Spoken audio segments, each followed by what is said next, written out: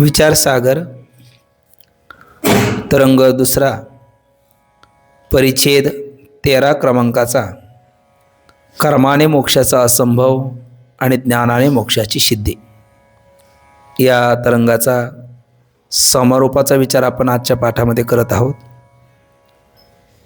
प्रथम तरंगामध्ये अनुबंध चतुष्टयाचा सूत्ररूपाने विचार करून झाल्याच्या नंतर द्वितीय तरंगामध्ये त्याच अनुबंध चतुष्टयाचा पूर्व पक्ष आणि उत्तर पक्ष यामध्ये सिद्धी असिद्धी यानुरूप उहापोह करून तोच विचार प्रतिपादन केलेला आहे।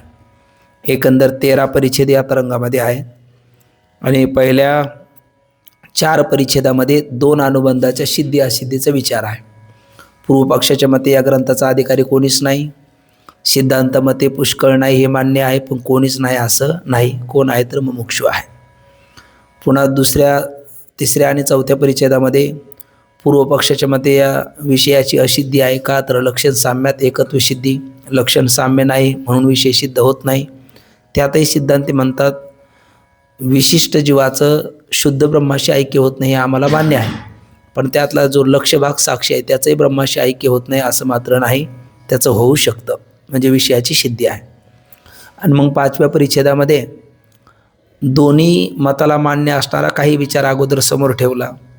तो विचार ठेवत असताना प्रयोजन शब्दाचा पारिभाषिक अर्थ काय, नंतर शास्त्र म्हणजे काय आणि सर्वांचं साध्य ध्येय एकच कसं, आणि मग वादामध्ये जगत आद्यस्थ ठरलं पाहिजे, इथून पुढे पूर्वपक्षाला सुरुवात केली। आणि मग कार्याध्यास आणि कारणाध्यास 2 अध्यास सांगून दोन्ही अध्यास असंभवनीय कसे हे पूर्वपक्षामध्ये प्रतिपादन केलेत। आणि म्हणून मोक्ष कर्मानेच कसा हे 9व्या परिच्छेदामध्ये पुढे आपल्याला सांगितलं। परंतु मग 10व्या आणि 11व्या परिच्छेदामध्ये त्यातल्या 10व्या परिच्छेदामध्ये कार्याध्यासाचा संभव आहे कसा आणि 11व्या परिच्छेदामध्ये कारणाध्यासाचाही संभव आहे कसा। आपल्या 10व्या परिच्छेदामध्ये सत्य वस्तू ज्ञानजन्य संस्कार दोषाला कारण नसून सजेते वस्तू ज्ञानजन्य संस्कार दोषाला कारण आहे हा विषय सांगितला। आणि 11व्या परिच्छेदामध्ये दोषत्रय अध्यासाला कारण नसून दोषत्रय वाचून सुद्धा अध्यास संभवनीय आहे हे प्रौढीवादाने सांगितलं। प्रौढीवाद म्हणजे आपण त्याला म्हटलो का जे मत आपल्याला मान्य नाही तेही काही वेळपुरतं मान्य करून सिद्धांत काय आहे तो प्रतिपादन करणं आणि समोरच्याला त्याची चूक त्याच्या लक्षात आणून देण्याकरता आपल्याला अमान्य असणारं मतसुद्धा घडीवर मान्य करून बोलणं याला प्रौढीवाद असं म्हणतात। तो काय म्हटलं होता, दोषत्रय अध्यासाला लागतात, प्रमात्याच ठिकाणी लोभभयादी, प्रमाणाच्या ठिकाणी पित्तमालादी, अप्रमेयाच्या ठिकाणी सादृश्यादी। हे दोषत्रय असेल तर अध्यास होईल, अन्यथा होणार नाही। तर दोषत्रय नसताना सुद्धा अध्यास होऊ शकतो कसा हे सांगताना आकाश आहे, आकाशाच्या ठिकाणी कटारूपतेचा नीलरूपतेचा आपल्याला भ्रम होतो, मग तिथे प्रमेयामध्ये सादृश्य नाही, प्रमाणाच्या ठिकाणी पित्तमालादी दोष नाही, अप्रमात्याच्या ठिकाणी लोभभयादी दोष नाही, तरी अध्यास घडला। म्हणजे अध्यासाकरता दोष लागतच नाही असं सिद्धांताचं म्हणणं आहे का? मग असं सिद्धांताचं म्हणणं नाही, कारण दोष तर लागतोच। अविद्यान माया हाच मोठा दोष आहे, तो जर नसेल तर अध्यास होणारच नाही। परंतु ते प्रौढीवादाने बोलणं आहे, कारण पूर्वपक्ष बोलला होता दोषत्रय असेल तरच अध्यास होईल, अन्यथा होणार नाही। मग दोषत्रय नसताना सुद्धा अध्यास होऊ शकतो हे सांगण्याकरता म्हणून प्रौढीवादाने बोललं की दोषत्रय नसताना सुद्धा अध्यास होतो, पण मग दोषत्रय नसताना होतो पण दोषच लागत नाही असा त्याचा अर्थ नाही। आणि मग कार्याध्यासाची सिद्धी केल्याच्या नंतर कारणाध्यासाची सिद्धी केली। जरी आत्मा ज्ञानरूपी प्रकाशाने युक्त असला तरी त्याच्या ठिकाणी अज्ञानरूपी अंधकार राहत नाही असं नाही, कारण अनुभवाचा आपलाप करता येत नाही। आणि प्रत्येक व्यक्ती सुखम अहम स्वापसम न वै किंचित अविदिशम, मी सुखाने झोपलो मला काही कळालं नाही, न कळणं म्हणजेच अज्ञान, आणि त्या अज्ञानाचं काय झालं ज्ञान। आणि जो पदार्थ असतो त्याचं ज्ञान होतं, म्हणजे प्रकाश्य पदार्थ असेल तर त्याचं प्रकाशन होईल, प्रकाश्य पदार्थ नसेल तर त्याचं प्रकाशन होणार नाही। वंद्यापुत्र नाही म्हणून त्याचं कोणाला ज्ञान होत नाही, आणि अज्ञान जर नसतं तर त्याचं ज्ञान प्रमात्याला झालं नसतं, होतं त्या अर्थी प्रत्येकाच ठिकाणी अज्ञान राहतं। म्हणजे सामान्य स्वरूप अज्ञानाची विरोधी नाही, विशेष स्वरूप अज्ञानाची विरोधी आहे। पुन्हा शंका आली, आत्मा तुम्ही निर्विशेष सत्सामान्य म्हणता, हो पण सामान्य विशेष भाव आम्ही त्या प्रमात्याच्या ठिकाणी स्वीकारलेले, आत्म्याच्या ठिकाणी नाही, म्हणून कारणाध्यासाची सिद्धी केली। आणि मग मोक्ष कर्माने नसून ज्ञानानेच कसा हा विषय आपला या 13व्या परिच्छेदामध्ये क्रमप्राप्त चालू आहे। तर त्यामध्ये पूर्वपक्षाने कर्माने मोक्ष सांगत असताना अगदी सोपं गणित ठेवलं। पुढचं पाप पुण्य होऊ द्यायचं नाही आणि मागे राहू द्यायचं नाही. मागचं संचितातलं काम्य कर्म इच्छेच्या अभावाने निवृत्त होतं. संचितातलं निषिद्ध कर्म साधारण वा असाधारण प्रायश्चित्ताने निवृत्त होतं. आणि पुढे नित्यनैमित्तिक कर्म करत राहायचं. काम्य आणि निषिद्ध कर्म करायचं नाही, म्हणजे पुढे पाप पुण्य होणार नाही आणि मागचं राहणार नाही. अशा पद्धतीने कर्मानेच त्याला काय होईल, मोक्ष होईल, असा पूर्वपक्ष बोलला. पण सिद्धांती म्हणतात हे बोलणं बरोबर नाही. मग सिद्धांतांनी क्रमाक्रमाने विचार प्रतिपादन करत गेले.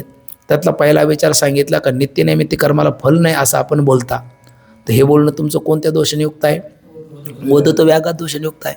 कारण नित्यनैमित्तिक कर्माला फल नाही म्हणणं आणि नाही केलं तर पाप लागतं म्हणणं, मग पाप लागणं हेच काय त्याचं होईल, फल होईल. किंवा नित्यनैमित्तिक कर्माचं अनुष्ठान केल्याच्यामुळे न केल्यामुळे जे लागणारं पाप होतं ते लागत नाही असं म्हणता तुम्ही. पाप न लागणं हे सुद्धा त्याचं काय होईल, फल होईल. म्हणून नित्यनैमित्तिक कर्माला फल नाही असं म्हणता येणार नाही. आणि हे बोलणंच तुमचं वदत व्याघात दोषाने युक्त आहे. बरं, शिवाय सिद्धांत मतामध्ये नित्यनैमित्तिक कर्माला फल नाही का? आहे, फल आहे. आणि कसं सिद्ध केलं? श्रुतियुक्ती अनुभूतीने सिद्ध केलं. त्यात ती श्रुती कोणती? कथमा स्वतः सज्जा येते. आणि स्मृती कोणती? तर नासतो विद्यते भाव नाभाव विद्यते स्वतः उभयोरूपी दृष्टांतस्तुनयोस तत्वदर्शिमी. या श्रुती स्मृतीला विरोध येईल कधी? नित्यनैमित्तिक कर्माला फल नाही असं म्हटलं तर. आणि हे कोणी सिद्ध केलं? भाष्यकार भगवत पूज्यपाद श्रीमद आद्याचार्य शंकराचार्यांनी गीता भाष्यामध्ये ही गोष्ट सिद्ध केली आहे. प्राप्य पुण्यकृताम लोका नुषित्वा शाश्वती समाह सुचिनाम श्रीमताम घे योग भ्रष्टो बीज आहे. ते या श्लोकाचं भाष्य करत असताना आचार्यांनीच ही गोष्ट प्रतिपादन केलेली आहे. असाही विषय आपण पाहिला. आणि मग दुसरा मुद्दा कालच्या पाठामध्ये बघितला का नित्यनैमित्तिक कर्म हे करायचं आणि संचितातलं जे काम्य कर्म आहे ते इच्छा अभावाने त्याला लागत नाही असं जे आपण बोलला, तर हेही म्हणणं बरोबर नाही. संचितातलं काम्य कर्म इच्छा अभावाने लागत नाही हे म्हणणं बरोबर नाही. कारण संचितातलं जे काम्य कर्म आहे त्याच्यातलाच काही भाग भोगायला आला का त्याला काय नाव येतं? प्रारब्ध नाव येतं. आणि मग तो पूर्वी जे संचित आहे, जे प्रारब्ध रूपाने भोगायला आलेला आहे, त्याच्यामध्ये किती अंकुर असतात? 2 अंकुर असतो. एक आहे तत्सदृश कर्म करण्याचा वासना अंकुर आणि दुसरा आहे पाप पुण्यरूप अदृष्ट हा भोग अंकुर. आणि मग इथे मात्र ऐकांतिक प्रारब्धवादी आणि दुसरा विचार म्हटलं आपण ऐकांतिक प्रयत्नवादी. मग ऐकांतिक प्रारब्धवाद बरोबर आहे का ऐकांतिक प्रयत्नवाद बरोबर आहे? तर आहे ना, दोन्ही बरोबर आहे. पण नाही, क्षमा करा, ऐकांतिक प्रारब्धवाद सुद्धा बरोबर नाही, म्हणजे केवळ प्रारब्धवाद घेतला तर. आणि ऐकांतिक प्रयत्नवाद सुद्धा बरोबर नाही, पण दोन्हीचा समन्वय पाहिला तर मग मात्र दोन्ही बरोबर आहे. म्हणजे केवळ प्रारब्धवादही चुकीचा आहे, केवळ प्रयत्नवादही चुकीचा आहे. दोन्हीच्या जागेवरती योग्य बरोबर आहे. कशी ते? कारण ऐकांतिक प्रारब्धवादी काय म्हटलं होता? सगळ्या गोष्टी प्रारब्धानेच होतात. त्याला विचारलं तुम्ही जो प्रयत्न करता, तो म्हणले तो प्रयत्नसुद्धा, त्या प्रयत्नाची जुळवसुद्धा कोण करतं? आतून प्रारब्धच करतं. असं कोण बोलतो? ऐकांतिक प्रारब्धवादी. आणि ऐकांतिक प्रयत्नवादी काय म्हणतो की सगळ्या गोष्टी प्रयत्नानेच होतात. त्याला विचारले प्रारब्ध, अहो म्हटले प्रारब्ध आज ज्याला तुम्ही म्हणता तो तुमचा एक काळाचा काय होता? प्रयत्नच होता, असा ऐकांतिक प्रयत्नवादी बोलतो. आणि मग स्वतःच्या अनुभवानुसार ते कलह करतात, भांडण करतात. त्याच्याकरता आपण काल शेवटी ते उद्धव महाराज आणि दीपक महाराज यांचा कलह पाहिला. आणि शेवटी ज्या वेळेला आमचे ते कैलास महाराज त्यांना बोललेत, तर त्यांनी सांगितलं उद्धव महाराजांचं बरोबर आहे आणि दीपक महाराजचं बिलकुल चुकीचं नाही. याचा अर्थ दोघांचंही बरोबर आहे. पण ते म्हटले सत्यमेव जे येते आहे ना, हे बरोबर आहे, पण सत्य 4 नसते, 2 नसते, सत्य तर एक असते. मग दोघांचं बरोबर कसं? तर त्यांनी त्याला दुसऱ्या दिवशी त्यांना म्हटले, दुसऱ्या दिवशी आज जरा झोप घ्या, दुसऱ्या दिवशी समाधान करतो. त्यांना तो हा परिचय त्यांना दाखवला आणि त्या दोघांचंही समाधान झालं. जिथे वासनांकुर आहे तिथे कोण श्रेष्ठ आहे? प्रयत्नवाद श्रेष्ठ आहे. आणि जिथे तो पाप पुण्यरूप अदृष्ट भोगांकुर आहे तिथे मात्र प्रारब्धवाद श्रेष्ठ आहे. आणि याचं ज्यांना ज्ञान नाही ती लोक संत वाङ्मयातले काही प्रारब्धवादाचीच प्रमाण वचनं पाहतात का काही केवळ प्रयत्नवादाची वचनं पाहतात. आणि मग या संतांनी लोकाला निरुत्साही केलं, समाजाला कुठल्याही प्रकारचं कार्य सक्षम ठेवलं नाही, अशा पद्धतीचे काहीतरी अनर्गळ आक्षेप घेतात. पण असा आक्षेप घ्यायला कुठल्याही प्रकारचा थारा नाही. उलट संतांनी काय केला? मनुष्याला ज्यांना 3 दुःख होते त्या 3ही प्रकारच्या दुःखातून बाहेर काढण्याकरता 3चे 2, 2चे 1च राहून ते एकही निघून जावं याकरता प्रारब्धवाद स्वीकार केला. का? मनुष्याला जर प्रारब्धवादाचं गणित माहिती नसेल तर त्याला पहिलं दुःखाचं दुःख होतं. दुःख का आलं याचं एक दुःख होतं आणि दुःख जाईल कधी याचं पुन्हा दुःख होतं. म्हणजे किती दुःख भोगावे लागतात त्याला, 3 दुःख भोगावे लागतात. पण ज्याला प्रारब्धवादाचं गणित माहिती असेल, अशा वेळेला जर तुकोबरायाचं वचन आपल्या डोळ्यासमोर आलं, दुःखाचा कडेलोट आपल्या जीवनामध्ये झाला आणि तुकोबरायाचं वचन आलं, अनेका रुसावे न लगे बहुता, आपल्या संचिता वाचून या, भोगतो घडी संचिता वाचून करावे ते म्हणी समाधान. आहे ना, भोग हा जो आपल्या जीवनामध्ये आला तो आपलं प्राक्तन आहे, आपलं संचित आहे, आपलं पूर्व संचित आहे, ते भोगूनच आपल्याला संपावं लागणार आहे. हा जर विचार डोळ्यासमोर आला तर एका आलं उत्तर भेटून झालं, आपलं संचित आहे म्हणून आलं. बरं, कधी जाईल? संचित भोगून संपल्याच्या नंतर ते जाईल. आहे ना, म्हणजे का आलं याचंही उत्तर भेटलं आणि आलं तर ते भोगून संपावं लागणार असल्यामुळे ते अपरिहार्य आहे. यद भावी तद भावी, भावीचेत न तदान्यता. जे होणार आहे ते होणारच आहे, जे होणार नाही ते होणारच नाही. म्हणजे प्रारब्ध ते भोगूनच संपावं लागणार, भोगल्या वाचून त्याची निवृत्ती होणारच नाही. तर रडत रडत भोगण्यापेक्षा आनंदाने भोगून ते संपवणं किती चांगलं, असा जर विचार केला तर त्याला कुठल्याही प्रकारचं त्याचं दुःख होणार नाही. म्हणजे संतांनी काय केलं, या प्रारब्धवादाच्या विचाराच्या माध्यमातून आपल्याला संचित भोगूनच संपावं लागतं हा विचार आपल्या डोळ्यासमोर ठेवला. पण ज्या वेळेला त्या प्रारब्धातला संचितातलाच एक प्रकारचे एक वासनांकुर आहे, त्याच्यामध्ये पुरुष प्रयत्न सफल आहे. मग आपल्या जे अशुभ वासना असेल तर त्या आपण घटू शकतो, आणि शुभ वासना असेल तर आपण वाढवू शकतो. बरं, असा इतिहास नाही का?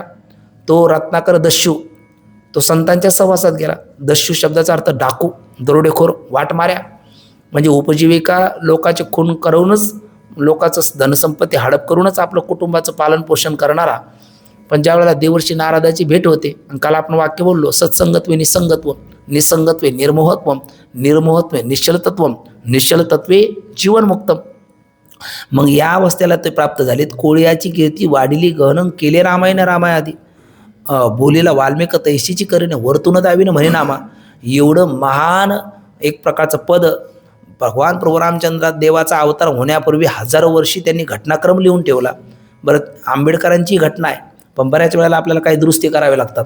पण यांनी अशा घटनाच करून ठेवल्या का ज्याच्यामध्ये दुरुस्त करण्याचा कधी योगच येणार नाही. कारण घटनाच अशी करून ठेवली का जी कुठल्याही युगामध्ये सुद्धा बदलण्याची आवश्यकता नाही.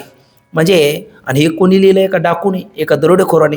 मग एवढा कायापालट त्यांच्या जीवनामध्ये कोणत्या वादाने झाला? प्रयत्नवादाने झाला. त्यांनी साधूच्या सहवासामध्ये येऊन काय केला? प्रयत्न केला. मग वाल्याचा वाल्मिक कुठे होतो? संत सहवासातच होतो. वाल्याचा वाल्मिक कुठे होतो? संताच्या सहवासात होतो. आणि एक सामान्य जीव भोगाला आनंदाने सामोरं जाऊ शकतो, तोही कुठे? संताच्या सहवासातच जातो. म्हणजे ते भोसरीकर माऊली वारकऱ्याच्या सहवासात आली, एक जखम झाली, आणि जखम झाल्याच्या नंतर त्यात किडे पडले. तर किडे बाहेर गेलेले ती पण काढून टाकावे, खाऊ बेटा हे तुम्हारा माल आहे. ही सहनशीलता कुठून आली? संताच्या सहवासात आली. म्हणजे संचिताला आनंदाने सामोरं जाण्याची सहनशीलता सुद्धा संत सहवासातच येते. आणि आपण वाल्या जरी असलो तर वाल्मिक ऋषी आपण होऊ शकतो, हेही कुठे कळतं? संत सहवासातच कळतं. पण त्याला प्रारब्धवाद आणि प्रयत्नवाद याचा समन्वयाचं ज्ञान आपल्याला व्हावं लागतं. म्हणून संतांनी हा प्रारब्धवाद आणि प्रयत्नवाद याचा काय केलं? आपल्याला समन्वय सांगितला. वासनांकुरामध्ये म्हणावं काय? असाध्य ते साध्य करीत असायास कारण अभ्यास तुका म्हणे. आणि दुसरं काय म्हटलं आपण? अदृष्टरूप पापुण्य तिथे म्हणावं ठेवले अनंत तेशीच राहावे, चित्ते असू द्यावे समाधान. का? तर वाहिल्या उद्वेग दुःखची केवळ आणि भोगणे ते फळ संचिताचे. म्हणजे हा विचार तरी कशा करता केला? हा विचार एवढा करता केला का संचित कर्मही भोगल्याशिवाय त्याची सुटका होत नाही.